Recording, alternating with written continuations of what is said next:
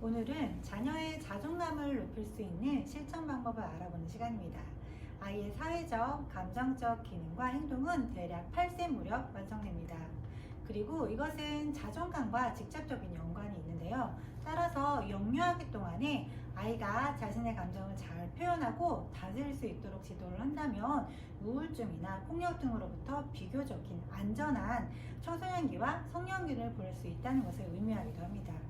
아동 심리학자의 선두주자인 모리스 엘리어스는 감정적 안정은 학업 성취뿐 아니라 결혼, 직업 등 선택이 필요한 여러 분야에서 만족스러운 경험을 하도록 도와준다라고 말하고 있습니다.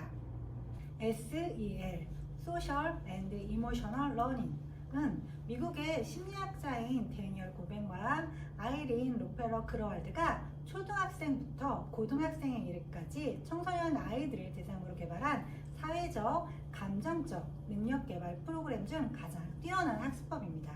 여기에서 이 두 가지, 즉 사회적, 감정적 능력을 판단하기 위한 5가지 기준을 말하고 있습니다. 내용을 보시면서 자녀의 사회적, 감정적 능력을 체크해 보시기 바랍니다. 자, 첫 번째 기준은 자각 능력입니다. 자각 능력은 자신의 감정 상태, 그 다음에 관심 분야, 강점과 약점 등을 정확하게 알고 있는가입니다.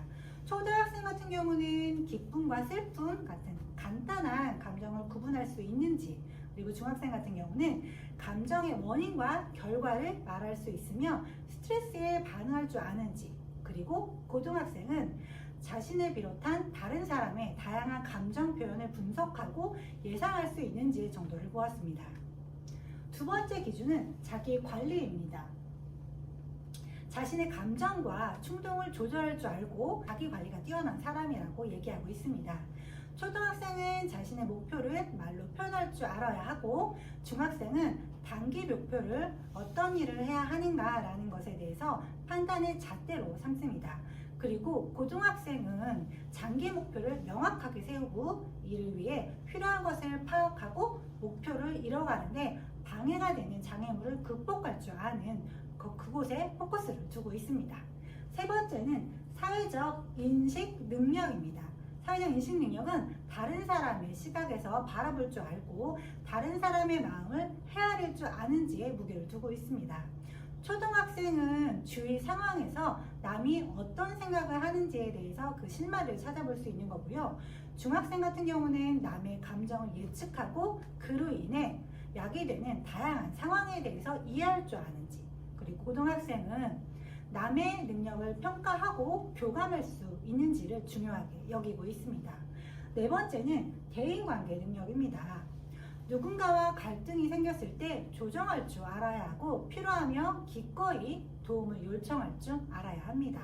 초등학생의 경우에는 친구를 사귀고 유지할 줄 아는지, 그리고 중학생은 단체의 목표를 위해서 친구와 협동을 하고 팀워크를 잘 할 수 있는지가 중요한 잣대이고요.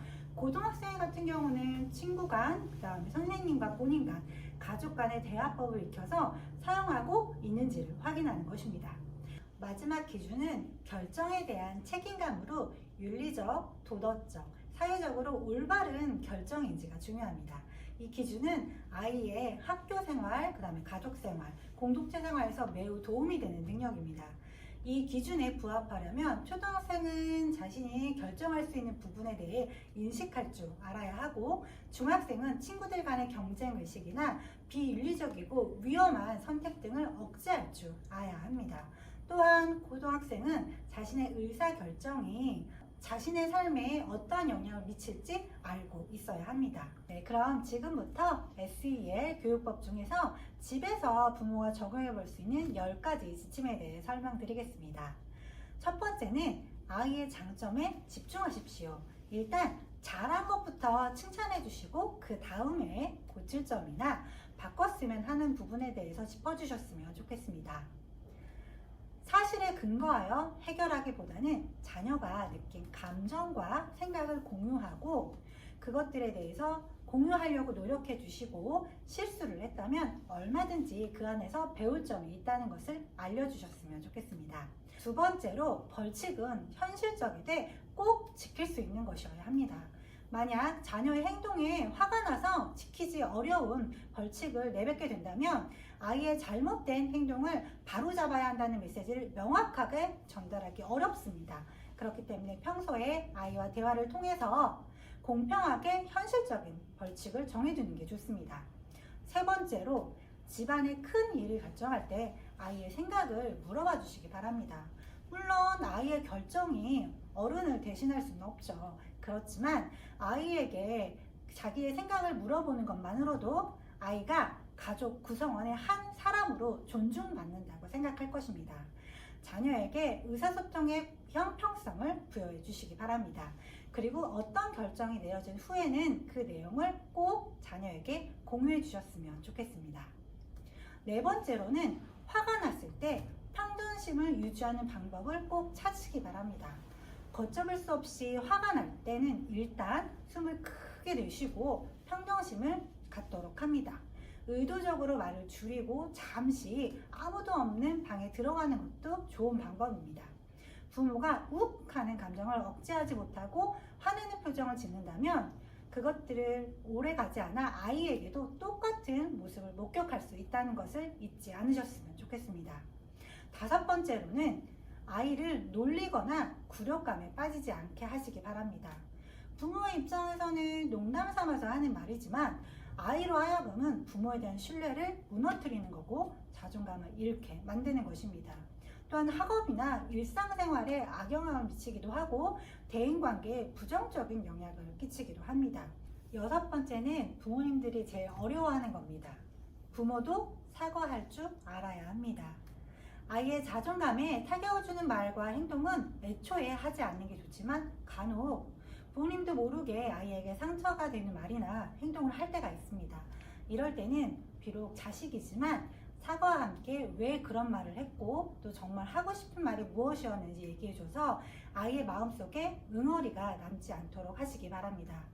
부모라면 잘못했을 때 기꺼이 사과하는 모습을 보이면 아이에게 사과의 중요성을 일깨워줄 수 있습니다. 일곱 번째는, 아이에게 선택권을 주고 그것을 존중해 주시기 바랍니다. 선택을 한다는 건 책임을 진다는 것과 같습니다. 부모라는 이유로 모든 선택을 해주신다고 한다면 아이는 책임감이라는 능력을 길을 기회조차 갖지 못하게 됩니다. 아이에게 자신의 생각을 표현할 수 있는 선택권을 주는 것은 자기 자신이 중요하다는 것을 느끼게 하는 중요한 기회입니다. 여덟 번째는, 답을 제시하지 마시고 힌트를 주시기 바랍니다. 부모는 내 자식이 어려움에 봉잡하는 것을 견디지 못합니다. 아이의 모든 상황 속에서 어려움을 대신 맞서고 싶어하는 마음이 굉장히 큽니다. 하지만 이렇게 되면 아이의 문제 해결 능력은 점점 녹슬게 됩니다. 아이가 어떤 문제에 대해 도움을 요청했을 때 가장 좋은 대처 방법은 아주 작은 힌트를 줌으로써 아이의 문제 해결 능력을 활성화시키는 것입니다. 아홉 번째로, 함께 책을 읽으십시오. 함께 책을 읽는 것은 공통된 취미 이상의 의미를 지닙니다. 같은 책을 읽고 책 속 이야기를 토론 주제로 삼아서 아이의 생각을 확장시킬 수도 있습니다. 함께 책을 읽는 재미에 빠지면 일주일에 한 번 정도 아이와 인근 도서관에 가서 읽고 싶은 책을 골라서 읽는 시간을 갖는 것도 가장 좋은 방법입니다. 마지막 10번째입니다. 봉사를 통해서 공감을 유도해 주십시오. 앞에 놓여있는 문제를 바라보기보다는 봉사를 통해서 다양한 경험을 하게 되면 생각의 폭이 넓어지게 됩니다. 그럼 걱정했던 문제들이 자연스럽게 해결하게 되고 자신이 아닌 타인의 생각을 할 줄 아는 아이로 성장하게 될 것입니다. 지금까지 말씀드린 10가지를 한 가지씩 실천해 보시기 바랍니다. 습관은 최소한 3개월을 꾸준히 했을 때 바뀌기 때문에 몇 번 해도 안 된다고 포기하지 마시고 3개월 동안 꾸준히 해보시기 바랍니다. 그렇게 하다 보면 자녀와의 관계에 긍정적인 변화들이 생겨날 것이고 아이의 자존감 또한 올라가는 효과를 보게 될 것입니다. 그럼 지금까지 영적 특강 자존감 편이었습니다. 감사합니다.